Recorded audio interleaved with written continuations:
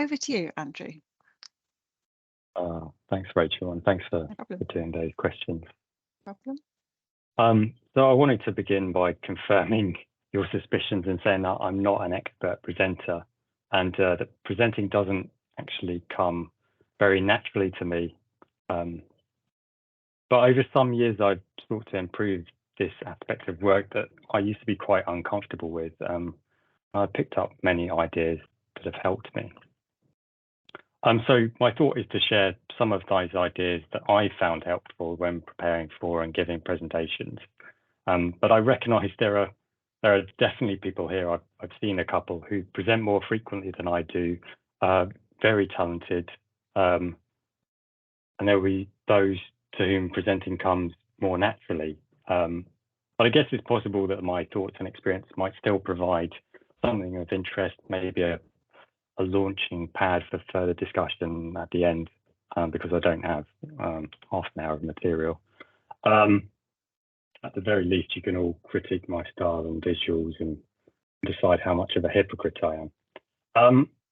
Now, given time constraints, that's preparation time constraints, not the length of this session, I've had to be quite selective about what to share. So I'm inevitably going to omit points that you might see as key. I may even say things that you disagree with. But again, we should have time to talk about these later in the huddle if that's of interest. Okay, well, let's start simple. I'll have to. Right. So I imagine most of the time we'll be presenting ideas that we've already expressed in some form of document. The information presented in a document can be absorbed at great speed, especially if the reader is a robot or they're familiar with the subject. Sorry, I haven't. And if the reader is unfamiliar, they can work at their own pace, reread, digest, and reflect on a document. So documents are great for reporting details. Why then do we bother with presentations? Why am I here? I could have written all this down and Rachel could have sent you notes by email.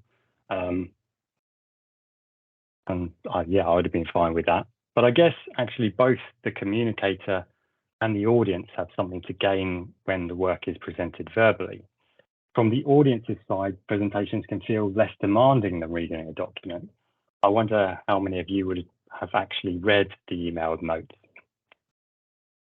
If the presenter is capable, they will be doing some of the heavy lifting for you, and at their best, presentations can even be entertaining. So then presentations might allow for some interactivity or feedback to a greater or lesser extent between the audience and presenter. Now, from the communicator's perspective, one advantage of a presentation is that you have a captive audience for a certain time. And then presentations also allow you or even force you to highlight or explain ideas in a different way to how you've expressed them on paper. And both of these points mean that the presenter's ideas might reach a broader audience than they would have from their esoteric report or email attachment. And finally, I guess there's some advantage in giving your ideas a face. That's you. And I'm sure I've missed some reasons why you might present, so feel free to put those in the chat or bring them up later. Our presentations are more effective for some aims than others. So whilst in a document, you might be able to offer both breadth and depth. In a presentation, it's highly likely you'll have to balance the two. So offering a presentation to highlight your work alongside a written report, which provides the real details, can be a powerful way of sharing your ideas. So how would I define someone's goal as a presenter? Well, I'm going to say that in all likelihood, your job is to deliver your ideas within the time available in such a way that your audience retain as much of that information as possible. Now, you might have the most valuable findings, the best visuals, the most appealing voice, whatever. But if your audience can't access or retain your ideas, or they tune out for one reason or another, then it's surely helping no one. So what can we do to maximize the chances that our ideas are easily accessed and retained by our audience? I would say that preparation and knowing how to prepare is an essential and unseen skill of presenting. So I'm going to suggest several stages to this preparation. And the first one being to think very carefully about your audience. Now, I'm sure some people may start by asking, what are my ideas, and how do I deliver them? Or even, as I frequently used to, start by opening PowerPoint. I would, however, suggest that the first stage of your preparation is to think carefully about your audience, or those members of the audience at which you're targeting your message, because it may not actually be everyone. There's an obvious point to think about your audience, but I'm not sure how many people start with this or give it the attention it deserves throughout the process of creating and giving your presentation. So you might know the audience well, or you may have to make your best guess as to their backgrounds. What roles do they perform? What is their familiarity with the subject? What is their interest level and energy level likely to be? These might be quite low if you're last on the agenda or you're not a fundamental part of the meeting. So you may have to adjust your expectations about engagement. And a real key one is, what level of detail do the audience need? So you may have built your negative binomial generalized additive regression model or whatever, but do the audience really need to know the details, even if they are highly technical? And other questions you might ask, is their presence at the meeting optional or mandatory?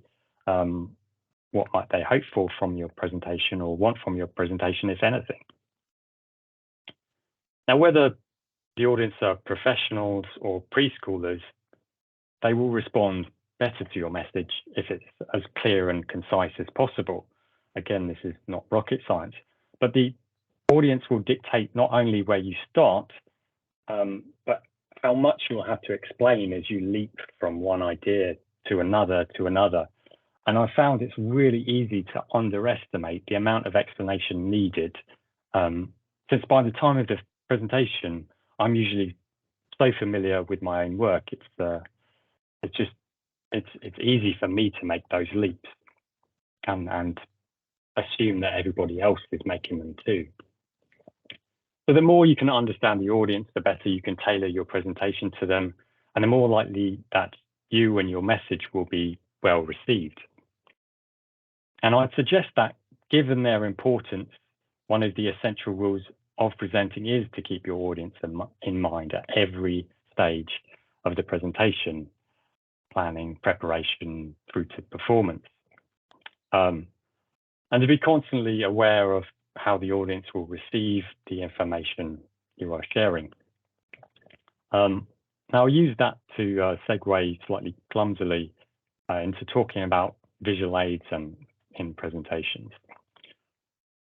So as I've said, in many cases, we'll be presenting ideas or visualizations we've already developed in some form of document.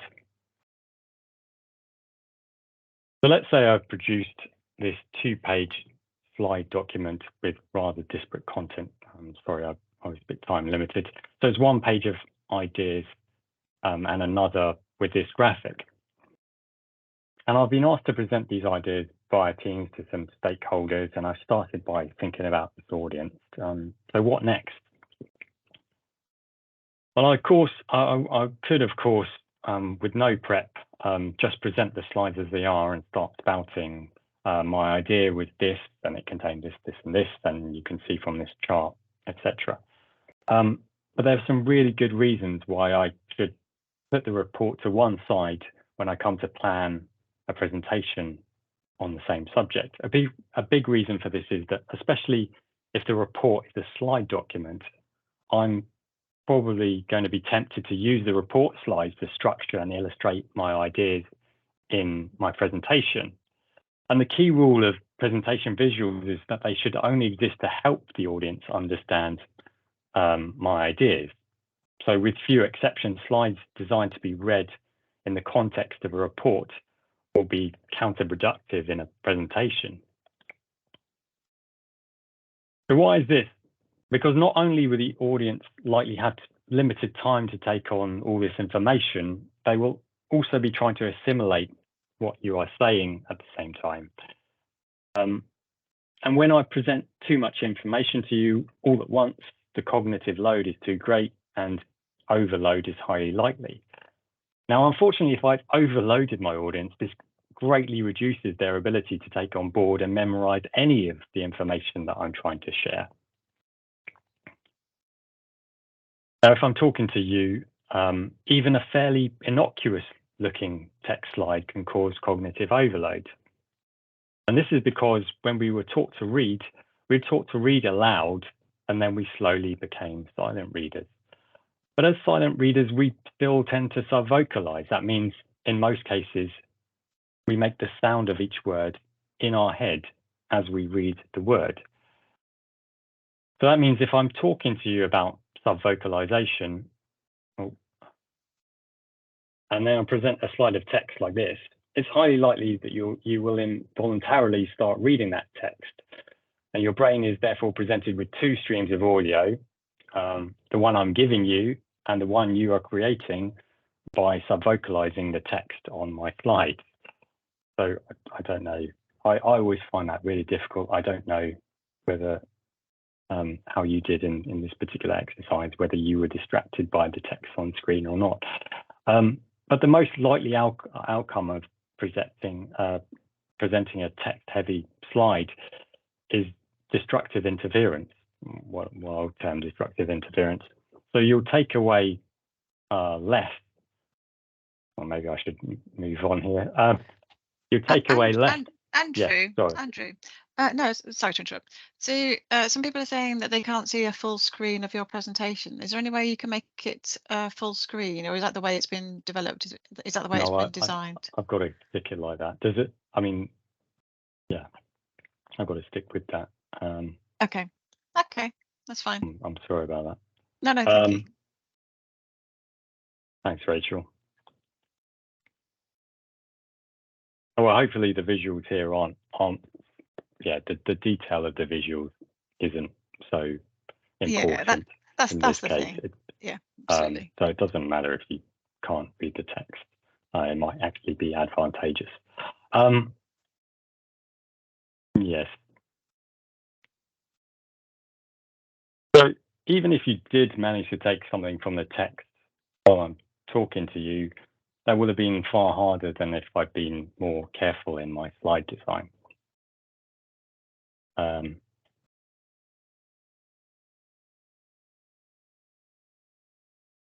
So it's actually pretty common, and it's pretty common to overload the audience. And I wanted then to suggest some ways to mitigate this overload effect. So number one, if you have next to no time to prepare for a presentation, it might be better to, minimize the visuals rather than risk getting a whole series of them wrong. So a short talk with a single well-crafted slide to illustrate a key point might in fact be the most effective way to deliver your message, even if you do feel a little bit exposed without a set of slides most of the time. If you had a little more time to prepare, you might add in a few full-page images, some graphics accompanied by a short text label. I tried to do this with the audience slide earlier. So studies have shown that when images and words are complementary, when they complement each other, the brain does a better job of remembering them both. And once I understood this principle, I think the quality of my slides greatly improved. And a simple slide of this nature may be the best compromise between spending all your time making the slides perfect and not doing anything at all. And since learning about icons from a colleague, so that's here in the menu of PowerPoint, I've often used icons like the ones here at the top. It's very quick to do, and I've rarely had a problem finding an image to complement a bit of text. And then finally, if I had a little bit more time, I could do everything above, but manage the flow of information. So you can, of course, provide your audience with quite complex ideas in visual form, but to avoid overload, you'll have to build them up piece by piece. So let's say you had some information on global health trends. Like this, most of you will be familiar with the famous short lecture by Hans Rosling. He presents a graphic, and while he doesn't have the option of slowly revealing the different components of the graphic piece by piece, which you can easily do in PowerPoint if you have time, he spends over a minute of the short talk sort of preparing the audience for his main point. That is, he covers what the axes represent, what each point represents. So he says here, each bubble you see is a country. The red one, for example, is China. The size of the bubble is proportional to the population of the country. On the horizontal axis, we have fertility rate, the number of children per woman, 1, 2, 3, up to about 8. And we have good data on this since the 1960s. On the vertical axis, we have life expectancy at birth from 30 years in some countries to 70 years in others. So he's slowly adding one idea after another, even if he's presenting the graphic all at once. And it's only when he's taken time to cover the foundations that he commentates on the race towards this top left-hand corner where fertility rates are low and people live longer. He doesn't present the graphic and say, this shows fertility rates are getting lower and people are living longer.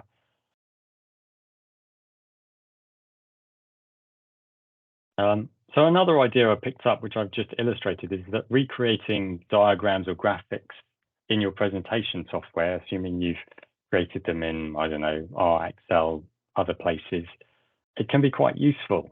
And I often end up doing this because you rarely need to show the full complexity of the graphic.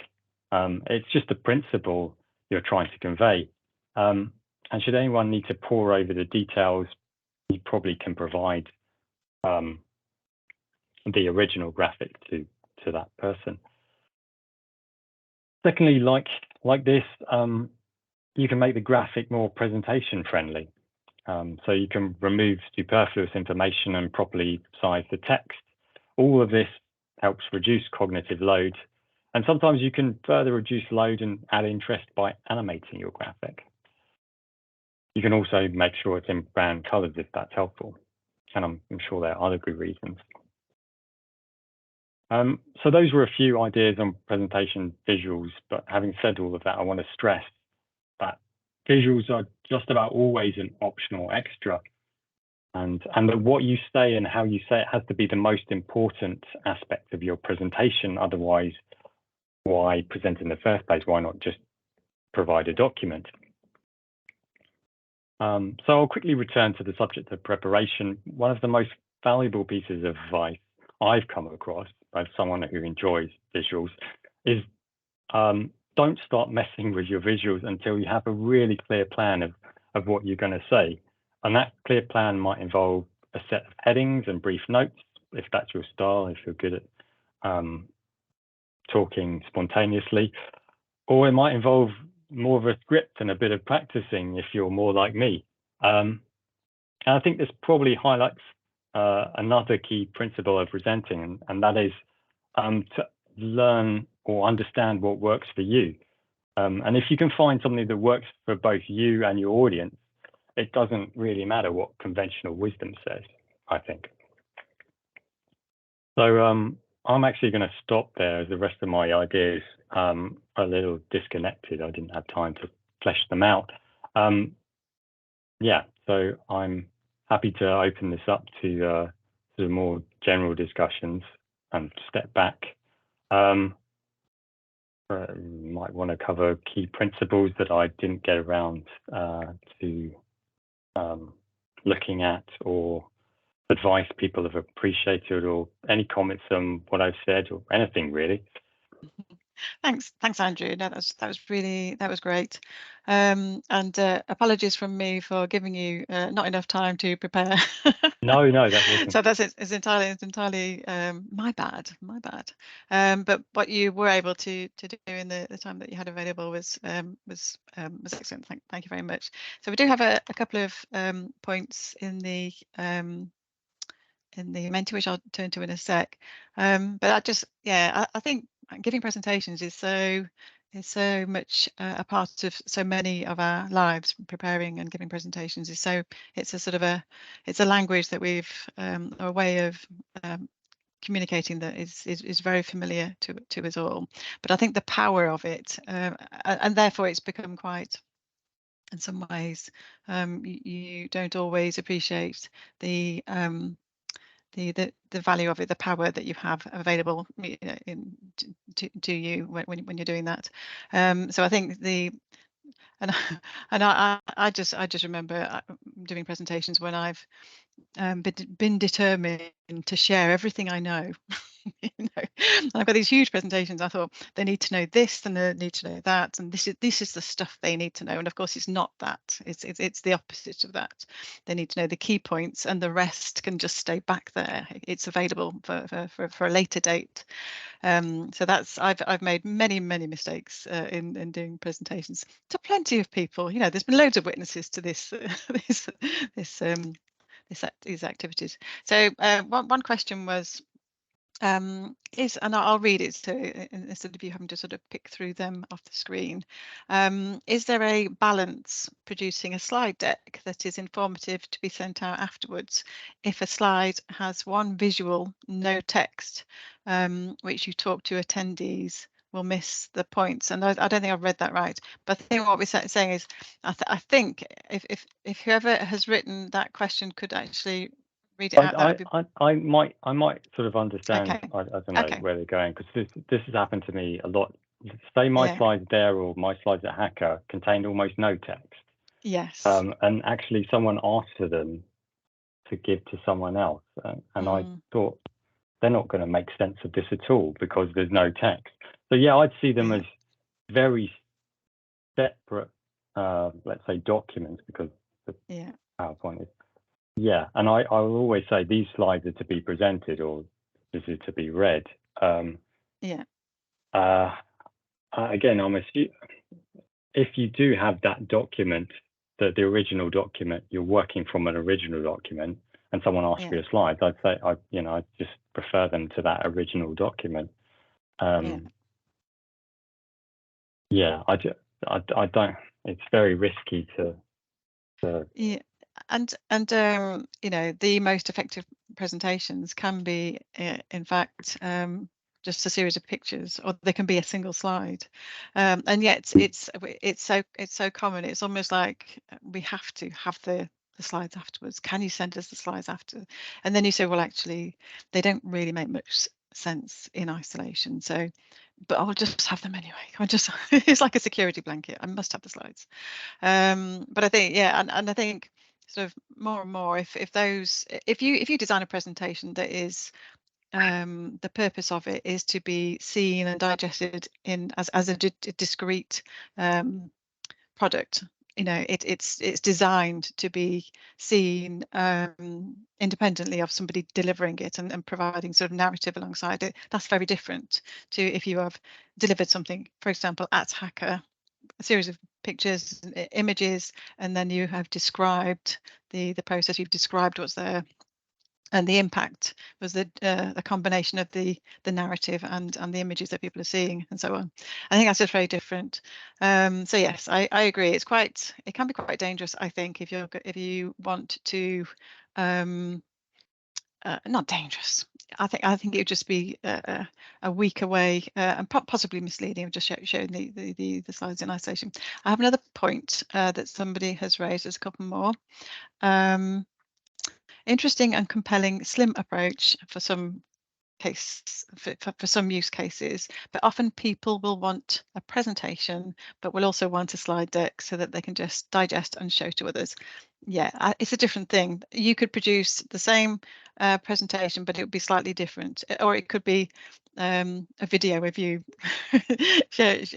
delivering the presentation. I think there are different ways of doing these things and achieving what people want to achieve from them. And another point here.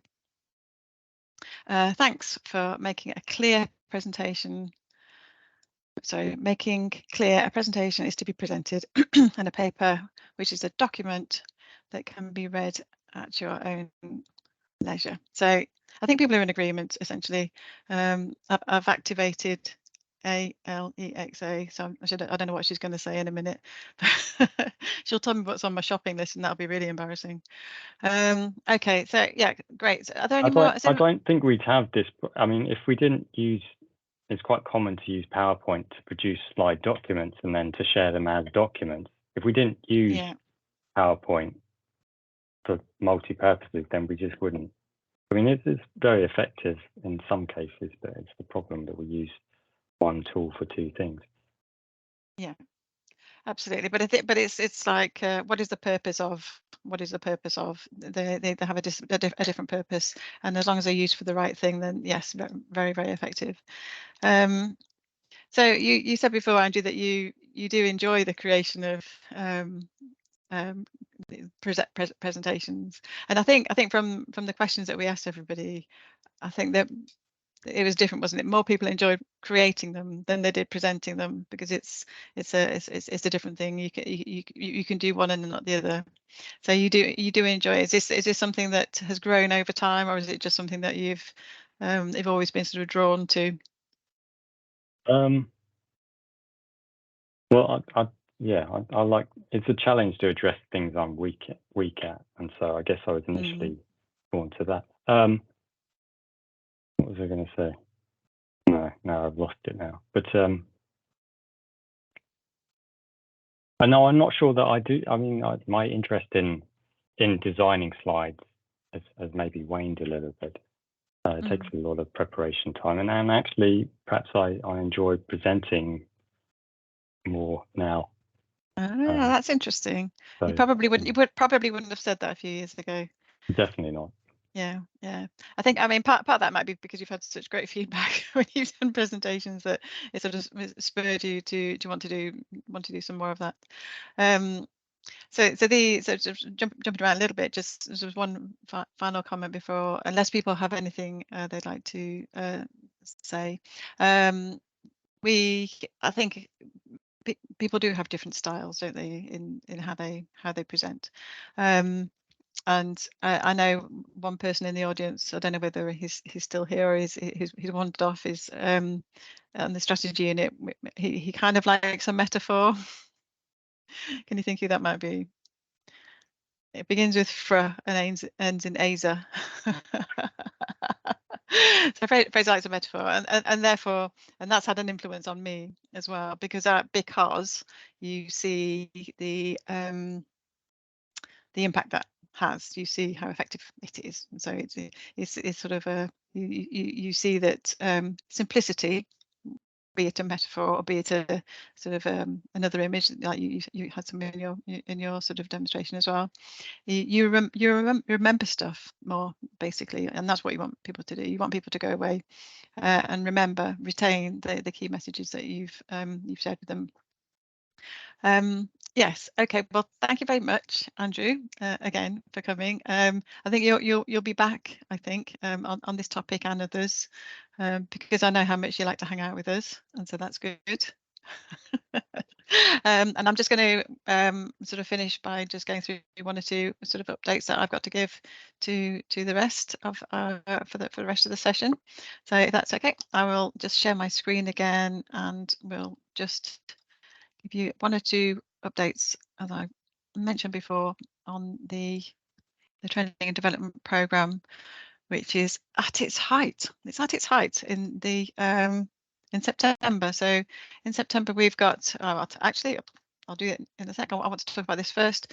So please do go to the MDSM website and just check out the courses which are starting in September, because there are so very many of them, and I know you won't want to miss out.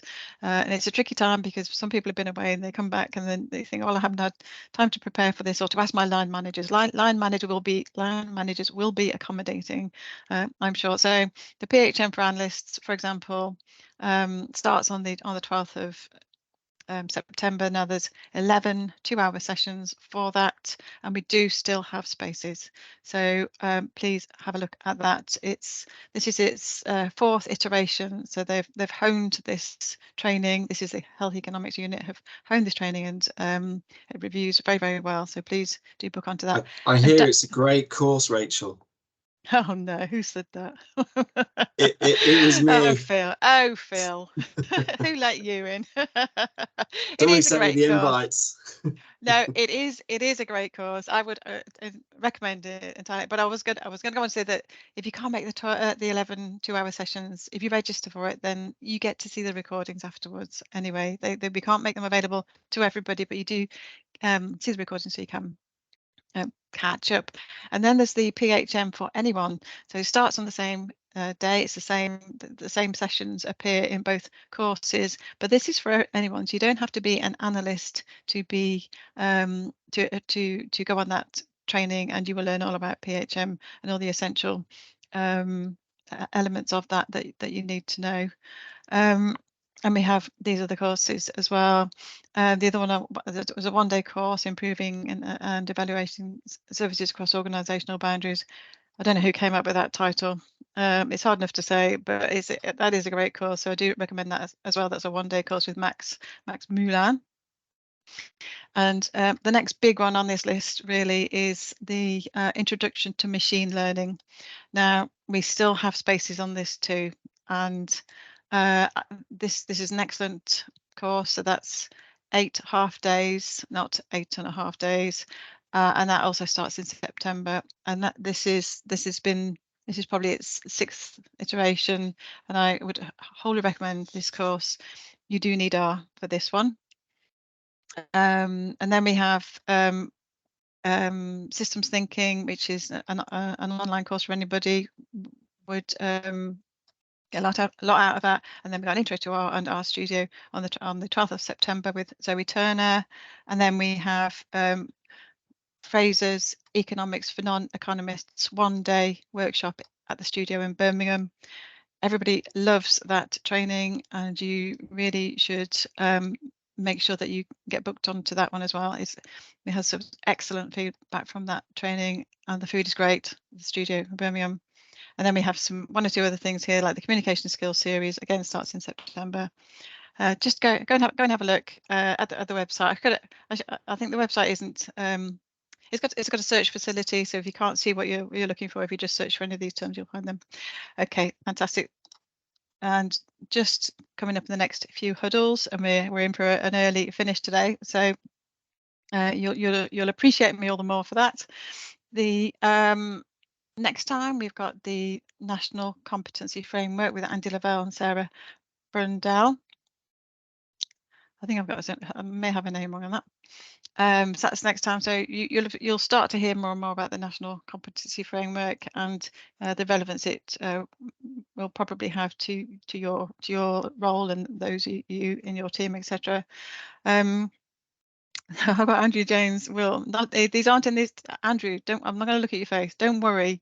But I did this instead of that. I know you did. I know, but you haven't got away with it. So because I know you want to come and talk to us about the community service contracts work that you've been spending some time on as well. So I know you can't wait to come. It's not in this order. That we'll get you, and you'll be so sad. But I think we're booked up for about 2 months, so it might even be in 2024. But yeah, so you'll be back. And then we have a session on Stephen Wyatt's session on need demand and supply of general practice consultations, and we have a session on social care. And the latest one I've just added on, which is on the 5th of October, is a demonstration of the NOTS System Analytical Intelligence Portal, with an extra digit on the end there. Now that's an update on what the launch of this that they did a year ago. So I'm really looking forward to seeing how they are getting on with that. And everybody wants to know about intelligence functions, and not many people know much about them. So we are going to be educating you and discussing with you and what we mean about intelligence functions, what it means to you, and so we can all be up to speed on that as well. So I would like to thank you all very much for coming. Thank you, Andrew, again for coming and talking to us today.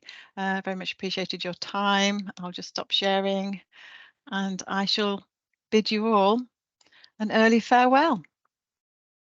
So goodbye, everybody, and I'll see you in 2 weeks. No problem. Thank you. Bye-bye.